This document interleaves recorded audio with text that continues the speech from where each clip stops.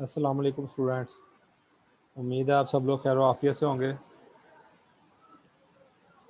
In the previous lecture we have studied some comparative statistics of developing countries, and we have compared it with the developed countries. Furthermore, we have also studied some features of developing countries, and furthermore, we have studied the classification of countries with respect to income by World Bank. And in the last lecture, we have also studied some basic indicators of economic development.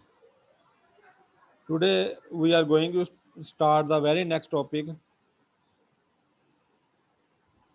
that is Human Development Index. As shown on your computer screen, Human Development Index is basically used to measure the living levels and capabilities, or you can say that simply it has been used to measure economic development as well to some extent. Human development index को basically economic development major करने के लिए भी जो है वो बहुत दफ़ा यूज़ किया गया है और किया जाता है. So you can say that human development index is one of the important measurement of economic development. It was presented by Professor Mehbooba Lak in United Nations Development Program in its annual series of Human Development Report in 1990. This index is based on three dimensions of economic development. First one is health, second one is education, and third one is standard of living. ये जो human development index है ये generate किया गया और ये तीन dimension पे बेस्ड करता है. एक डायमेंशन जो है वो हेल्थ से रिलेटेड है, और दूसरी डायमेंशन जो है वो एजुकेशन से रिलेटेड है, और तीसरी डायमेंशन जो है वो लिविंग स्टैंडर्ड से रिलेटेड है. ऑब्वियसली ये तीनों जो है वो इकोनॉमिक डेवलपमेंट की डायमेंशन है, तो इन तीनों से मिलाकर जो है वो ह्यूमन डेवलपमेंट इंडेक्स जो है वो जनरेट किया गया. लेट्स सी कि कैसे ह्यूमन डेवलपमेंट इंडेक्स जो है वो जनरेट किया गया, कौन से वेरिएबल इसमें इन डायमेंशन में यूज़ किए गए.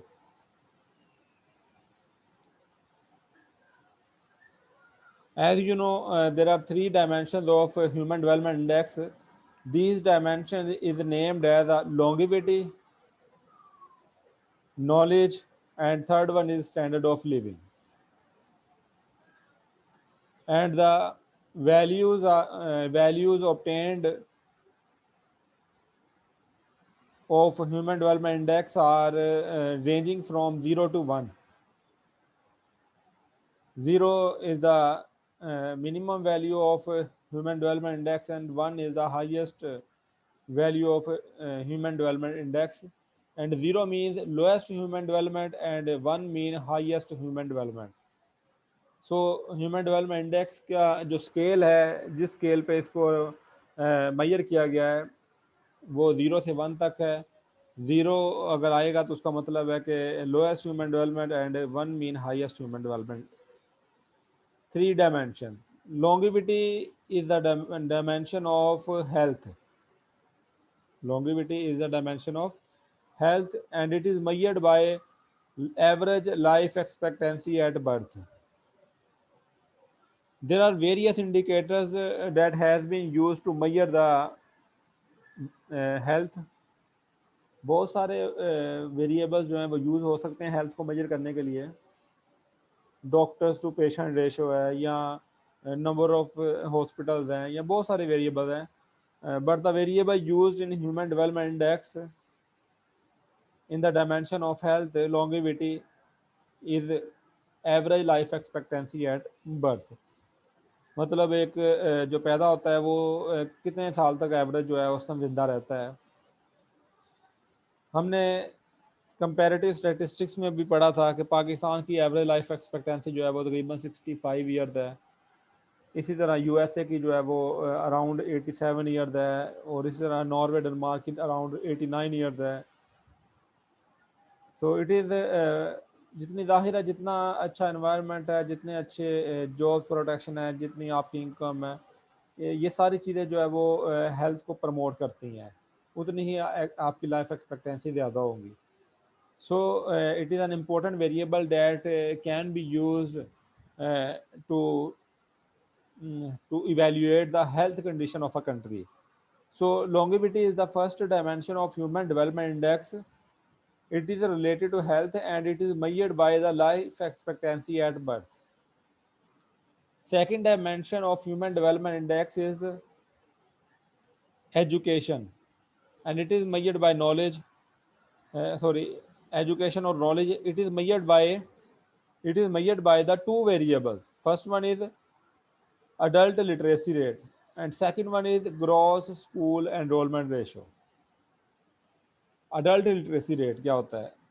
पाकिस्तान में उसकी डेफिनेशन है, a person who is more than 15 years of old, who is able to write his name and read out newspaper, will be considered as a literate. और पाकिस्तान में लिटरेसी रेट 58% है.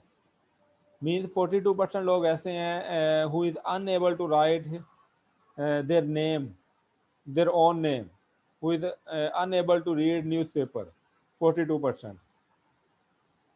लेकिन लिटरेसी रेट की कुछ deficiencies हैं, जैसे कि जो बूढ़े लोग हैं, पुराने लोग हैं, वो उनमें से बहुत सारे लोग लिखना पढ़ना नहीं जानते. अब उनमें तो इम्प्रूवमेंट नहीं आएगी ना, वो तो वैसे ही चलते रहेंगे अनटिल के वो मतलब मर जाते हैं. अदरवाइज तो रेट में कमी नहीं आएगी. और बहुत सारे कंट्रीज ऐसे हैं, जैसे श्रीलंका है, पाकिस्तान, साउथ एशिया जो है वो पूरेस्ट रीजन है, लेकिन उसमें श्रीलंका जो है उसने that has achieved 100% literacy rate. तो आप ये कह सकते हैं कि लिटरेसी रेट की डेफिनेशन जो है वो लीस्ट डेवलप कंट्रीज पे तो अप्लाई की जा सकती है, यानी अंडर डेवलप्ड इकोनॉमीज पे तो अप्लाई की जा सकती है. लेकिन अगर डेवलप्ड कंट्रीज की बात करें तो उन्होंने तो बहुत पहले से जो है वो डेवलपमेंट अचीव कर ली हुई है. उन्होंने तो बहुत पहले से लिटरेसी रेट 100% अचीव कर लिया हुआ है. तो वहाँ पे फिर ये डेफिनेशन को अप्लाई करना सूटेबल नहीं है. तो इसलिए एजुकेशन को मेजर करने के लिए एक और साथ में दूसरा वेरिएबल यूज़ किया गया है, जो कि है gross school enrolment ratio. Gross school enrolment ratio basically ये क्या मेजर करता है कि एक जो नए स्टूडेंट्स जो है वो स्कूलों में एनरोल हो रहे हैं, ये उसको लेता है कि करंटली की स्कूल जो है स्कूलों में 100% बच्चे एनरोल हो रहे हैं या नहीं हो रहे हैं. So to measure the knowledge or education, a measurement by weighted average of adult literacy rate 2/3 and gross school enrollment ratio 1/3 has been used. Adult literacy rate को 2/3 वेट दिया गया और ग्रॉस स्कूल एनरोलमेंट रेशो को 1/3 wait दिया गया, और इस तरीके से जो है वो नॉलेज को मेजर किया गया या एजुकेशन को मेजर किया गया. That is second dimension of Human Development Index.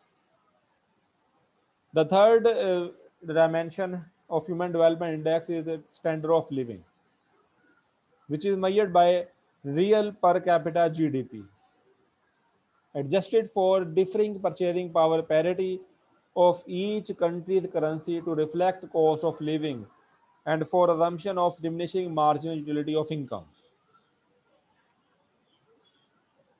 Standard of living को मेजर किया गया पर कैपिटा इनकम से, और यहाँ पे जो वर्ड यूज है वो है standard real per capita GDP.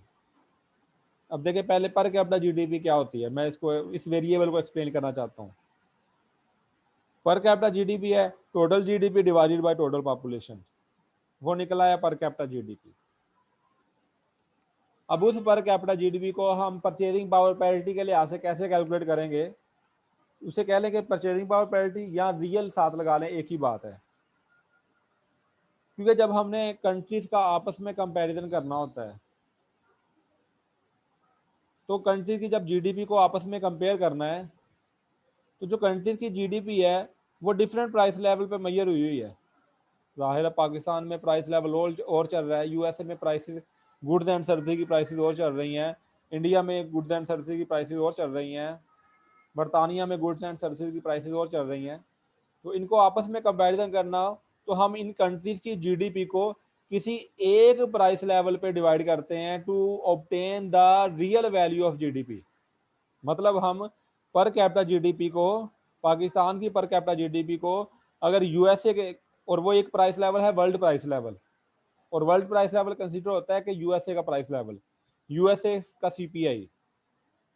तो हम तमाम कंट्रीज की जीडीपी को वन बाय वन यूएसए के प्राइस लेवल पे डिवाइड करते हैं, तो इससे हमें क्या है, रियल जीडीपी मिल जाती है। तो अगर हम तमाम कंट्रीज की पर कैपिटा जीडीपी को यूएसए की प्राइस लेवल पे डिवाइड करें तो इस तरीके से हमें हर कंट्री की रियल पर कैपिटा जीडीपी हासिल हो जाएगी। इसे आप रियल पर कैपिटा जीडीपी कह सकते हैं या पर capita GDP measured on purchasing power parity, क्या कह सकते हैं, पर कैपिटा जीडीपी मेजर्ड ऑन, या ब्रैकेट में लिखा होता है पर कैपिटा जीडीपी, आगे ब्रैकेट में लिखा होता है पीपीपी। तो इसका मतलब है कि ये रियल पर कैपिटा जीडीपी है, that is obtained by dividing पर capita GDP on on world CPI या वर्ल्ड प्राइस लेवल। और मैंने बता दिया वर्ल्ड प्राइस लेवल के लिए यूएसए का प्राइस लेवल यूज होता है। तो इस तरीके से जीडीपी जो है वो कंट्रीज की आपस में कंपेरेबल बन जाती है। और फिर आगे वर्ड यूज हुआ है स्टैंडर्ड भी एक साथ यूज हुआ है, सॉरी स्टैंडर्ड नहीं, adjusted, adjusted real per capita GDP. और एडजस्टेड का क्या है, फिर इस परचेजिंग पावर पैरिटी वाली पर कैपिटा जीडीपी को या रियल पर कैपिटा जीडीपी को जो है वो अजम्पशन है diminishing marginal utility of income, उसके लिए एडजस्ट किया गया। इस अजम्पशन के बारे में बताना चाहूँगा, आप लोगों ने माइक्रो इकोनॉमिक्स का कोर्स पढ़ा था, उसमें सेकंड चैप्टर पढ़ा था consumer behaviour theory. Consumer behaviour में आपने कार्डिनल अप्रोच पढ़ी थी जिसमें आपने पढ़ा था law of diminishing return. Law of diminishing return को ऐसे डिफाइन किया जाता है, as we consume more and more units of the same commodity the utility of the successive units goes on diminishing. और उसकी अजम्पशन थी कि डिमिनिशिंग मार्जिनल यूटिलिटी, इनकम की जो मार्जिनल यूटिलिटी है वो डिमिनिशिंग होती है, मतलब जितने पैसे हमारे पास आता आते जाएंगे तो उनकी यूटिलिटी जो है वो डिक्लाइन करती जाएगी। सो उस अजम्पशन के लिए अगर हम इस रियल पर कैपिटा इनकम को एडजस्ट कर लें तो वो adjusted real per capita GDP कहलाएगी। और ये बाकायदा एक फॉर्मूला के जरिए एडजस्टेड है, हमने उसकी मैथमेटिकल डेरिवेशन की तरफ नहीं जाना। So these are the three dimension use to measure human development index. और हमने देख लिया कि इन डायमेंशन को किन वेरिएबल्स के जरिए मेजर किया गया। फर्स्ट लॉन्गिविटी थी, longevity is measured by the life expectancy. knowledge, knowledge is measured by the two variables, adult literacy rate and gross school enrollment ratio. And standard of living is measured by the real per capita GDP. So these are the three dimensions that has been used to measure human development index. And this traditional human development index, इसको traditional human development index भी बोलते हैं क्योंकि इसके बाद में new human development index भी आया है। 177 कंट्रीज के लिए कैलकुलेट किया गया ह्यूमन डेवलपमेंट इंडेक्स को। और फिर ये कैटेगरीज बनी, जिन कंट्रीज का स्कोर जो है वो 0 से 0.49 तक आया उनको लो ह्यूमन डेवलपमेंट इंडेक्स का नाम दिया गया। और जिन कंट्रीज का स्कोर 0.5 से 0.79 तक आया उनको मीडियम ह्यूमन डेवलपमेंट का नाम दिया गया। और जिन कंट्रीज का स्कोर 0.80 से 0.90 तक आया उनको हाई ह्यूमन डेवलपमेंट का नाम दिया गया है। और जिनका स्कोर 0.9 से 1 तक आया उनको वेरी हाई ह्यूमन डेवलपमेंट का नाम दिया गया। यहाँ तक किसी का कोई क्वेश्चन है तो आप पूछ सकते हैं। आवाज़ आ रही है आप लोगों को सही तरीके से? थोड़ा सा कम्प्लीमेंट दे दें ताकि मुझे पता चल जाए कि आप जी लोगों को सर आ रही है। ऑल राइट, आ रही है। जी जी सर आ रही है। All right. Next is criticism on the human traditional human development index. Obviously जो भी थ्योरी बनती है उसके बाद में आने वाले या खुद जिन्होंने बनाई होती है वो भी उसको जब बाद में बार बार स्टडी करते हैं या वक्त के साथ साथ उसमें बहुत सारे पॉइंट्स या डेफिशिएंसीज फील करते हैं। तो इसका हर किसी ये मतलब नहीं होता कि वो एक पुअर थ्योरी थी, ऐसा नहीं है। तो डेफिशिएंसीज तो ऑब्वियसली हर जगह फाइंड आउट होती हैं। So there are some points on the basis we can criticize the traditional human development index. First one is relatively complicated formula was used to convert purchasing power parity income into adjusted income, meaning income adjusted for diminishing marginal utility so that well-being increases with income but at a decreasing rate. मैं इस criticism को explain करता हूँ. देखें, जिस तरह मैंने बताया कि adjusted real per capita GDP को यूज किया गया. अब मैंने बताया कि रियल पर कैपिटा जीडीपी कैसे निकालते हैं. पहले देखें पर कैपिटा जीडीपी कैसे निकालते हैं. Total GDP divided by total population निकल आया. फिर रियल निकालनी है तो उस पर कैपिटा जीडीपी को यूएसए के प्राइस लेवल पे डिवाइड कर दिया तो वो निकल आया रियल पर कैपिटा जीडीपी या परचेजिंग पावर पैरिटी. उसको फिर जो एडजस्टेड में कन्वर्ट किया गया है, मतलब जो अजम्पशन थी कि diminishing marginal utility of income, उसके लिए एडजस्ट किया गया. उसके लिए रिलेटिवली कॉम्प्लिकेटेड फार्मूला यूज किया गया. हमें फार्मूला नहीं पता क्योंकि हम उसकी डेरिवेशन की तरफ नहीं गए, तो कॉम्प्लिकेटेड फार्मूला यूज किया गया. तो ये फर्स्ट क्रिटिसिज्म है कि it is difficult to convert purchasing power parity income to adjusted income. Second criticism is that gross enrollment in many cases overstates the amount of schooling, because in many countries, a student who begins primary school is counted as enrolled without considering whether the student drops out at some stage. Literacy rate का variable था एक और दूसरा gross school enrolment ratio. Literacy rate को तो मैं already criticise कर चुका हूँ कि it is not the good measurement of education, क्योंकि इसमें हमें इम्प्रूवमेंट्स नज़र नहीं आती. ये उन लोगों को भी ले रहा है जो मतलब बूढ़े हो चुके हैं लेकिन वो लिखना पढ़ना नहीं जानते, उनको भी कंसीडर कर रहा है. और दूसरा ग्रॉस स्कूल एनरोलमेंट रेशो, उसको इस सेंस में क्रिटिसाइज किया गया है कि ये एनरोलमेंट को तो मेजर करता है कि कितने स्टूडेंट जो है वो एनरोल्ड हुए हैं, 100% एनरोल हुए हैं, 90% एनरोल हुए हैं, ये तो मेजर करता है. लेकिन क्या वो प्राइमरी स्कूल मतलब प्राइमरी स्कूल में एनरोल हुए हैं, लेकिन क्या वो primary school primary course complete भी कर रहे हैं या नहीं. वो 1 माह बाद छोड़ जाते हैं, 10 दिन बाद छोड़ जाते हैं, कोई 2 महीने बाद छोड़ जाते हैं. ठीक है, तो जो प्राइमरी स्कूल एनरोलमेंट रेशियो है, इस वेरिएबल को क्रिटिसाइज किया गया इस सेंस में कि weather the students completed the course of primary school education और नॉट. तो इसको ये मेजर नहीं करता. Third criticism is that equal 1/3 weight is given to each of 3 components, which clearly has some value judgment behind it, but it is difficult to determine what this is. Not that because the variables are measured in very different types of units, it is difficult even to say precisely what equal weights mean. Third criticism is that कि human development index को calculate करते वक्त तीनों dimension को equal weight दिया गया.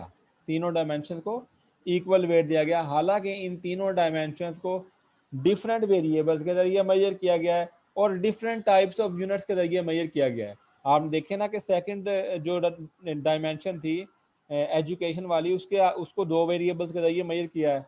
पहली dimension को एक वेरिएबल के जरिए मेजर किया है, थर्ड डायमेंशन को भी एक वेरिएबल के जरिए मेजर किया है. तो डिफरेंट टाइप्स ऑफ यूनिट्स के जरिए मेजर किया गया है. तो वो कहता है कि ये अंडरस्टैंडिंग में नहीं आता कि इनको तीनों को सेम वेट फिर क्यों दिया है. 1/3 1/3 1/3 तीनों को वेट दिया है. And finally there is no attention to the role of quality. जैसे क्वांटिटी तो नजर आ रही है लेकिन quality of education, quality of health, ठीक है, इस पे कोई फोकस नहीं, या क्वालिटी ऑफ लिविंग स्टैंडर्ड, इस पे कोई फोकस नहीं दिया गया. So these are the some points on the basis you can criticize the human development index. इसके अलावा आपके जहन में भी कोई पॉइंट आए तो आप क्रिटिसाइज कर सकते हैं. Now we are moving towards the new human development index. The new Human Development Index was presented by UNDP annual report in 2010. This index is still based on the 3 dimension like standard of living, education and health. वही dimension है जिस पे पहले major किया गया था, उन्हीं dimension पे जो है वो ह्यूमन डेवलपमेंट इंडेक्स को दोबारा मेजर किया गया। लेकिन कुछ इम्प्रूवमेंट्स करने की कोशिश की गई। There are some there 8 notable changes, each with strengths but also a few potential drawbacks। वही 3 डायमेंशन थी जिनके जरिए जो है न्यू ह्यूमन डेवलपमेंट इंडेक्स को मेजर किया गया, लेकिन कुछ नोटेबल चेंजेस थी। उन चेंजेस को हम डिस्कस कर लेते हैं कि वो कौन सी चेंजेस थी। First one is GNI, gross national income और ग्रॉस नेशनल प्रोडक्ट एक ही बात है। Per capita replaces gross domestic product per capita. GDP per capita को GNI पर कैपिटा से रिप्लेस किया गया। आप लोगों ने प्रिंसिपल ऑफ मैक्रो इकोनॉमिक्स का कोर्स पढ़ा है। So it is assumed that you have known about the difference between GNP और GDP। आपको इस बारे में इन दोनों का डिफरेंस पता होना चाहिए। सो GDP पर कैपिटा को रिप्लेस किया गया GNI पर कैपिटा से in the new human development index. Second one is education index has been completely overhauled. 2 new components have been added: the average actual educational attainment of the whole population and the expected attainment of today's children। Actual attainment minus average years of schooling। Education के index को completely overall किया गया। 2 नए components introduce करवाए गए। एक है average years of schooling, मतलब बच्चा स्कूल में जाता है तो वो कितने साल तक औसतन जो है वो स्कूल में एनरोल रहता है, एजुकेशन अटेन करता है, कितने साल तक एजुकेशन अटेन करता है। और दूसरा ये कि expected attainment of today's children, ये एक्सपेक्टेशन की बेस पे है, ये फोरकास्टिंग की बेस पे वेरिएबल था। ये फोरकास्टिंग की बेस पे था, यूनाइटेड नेशन की फोरकास्ट थी और उसका फार्मूला था actual attainment minus average year of schooling. The third difference is expected educational attainment. The other new component is somewhat more ambiguous. It is no achievement, but it is not an achievement, but a UN forecast। कहता है जो variable use किया गया है, अंदर खुद he criticise भी कर रहा है ना। वेरिएबल यूज किया गया एजुकेशनल अटेनमेंट का, expected word is very important. Expected education attainment का जो वेरिएबल यूज किया गया ये एम्बिग्विसिटी क्रिएट कर रहा है। Because this is not an achievement, ये कोई अचीवमेंट वेरिएबल नहीं है, but it is an UN forecast, United nation forecast है कि क्या वो एक्सपेक्ट कर रहा है कि कितनी एजुकेशन अटेनमेंट होनी चाहिए। तो ऑब्वियसली ये हर कंट्री के लिए डिफरेंट होगी। कोई डेवलपिंग है, हर कंट्री के वेरिएबल डिफरेंट है, हर कंट्री की कंडीशन डिफरेंट है, political, economic, social condition different है। So fourth one is the 2 previous components of education index, literacy and enrollment, have been correspondingly dropped। Education के जो मेजरमेंट्स थी उनको कंपोनेंट्स को ड्रॉप किया गया। In contrast to expected attainment, literacy is clearly an achievement and even enrollment is at least a modest achievement। However, literacy has always been badly and too infrequently measured and is certainly defined more modestly in the least developed countries। And enrollment is no guarantee that a grade will be completed or for that matter that anything is learned that students or teachers even attend। जो variables education के drop किए गए उसकी justification दी है कि क्यों literacy rate को drop किया गया। मैं लिटरेसी रेट को ऑलरेडी क्रिटिसाइज कर चुका हूँ। लिटरेसी रेट का वेरिएबल जो है मोस्टली अब लीस्ट डेवलप कंट्रीज में जो है वो यूज किया जाता है, क्योंकि most of the developing countries जो है उन्होंने भी लिटरेसी रेट का, जैसे Sri Lanka is the developing country but they have achieved 100% literacy rate. और डेवलप कंट्रीज ने तो बहुत देर का जो है वो आप कह सकते हैं मतलब 10-20 साल 30 साल इससे भी पहले का जो है वो 100% लिटरेसी रेट अचीव कर चुके हैं। सो ये जो लिटरेसी रेट का वेरिएबल है तो ये लीस्ट डेवलप कंट्रीज़ के लिए यूज़ किया जाता है। और जो ह्यूमन डेवलपमेंट इंडेक्स जनरेट किया जा रहा है तो ये तमाम कंट्रीज़ के लिए जनरेट किया जा रहा है ताकि तमाम कंट्रीज़ के की परफॉर्मेंस को चेक किया जा सके, ताकि तमाम कंट्रीज़ की अचीवमेंट को चेक किया जा सके। Literacy rate is an achievement variable, लेकिन मैंने आपको उसके ड्रॉबैक्स बता दिए हैं। और दूसरा वेरिएबल था प्राइमरी स्कूल एनरोलमेंट रेशो।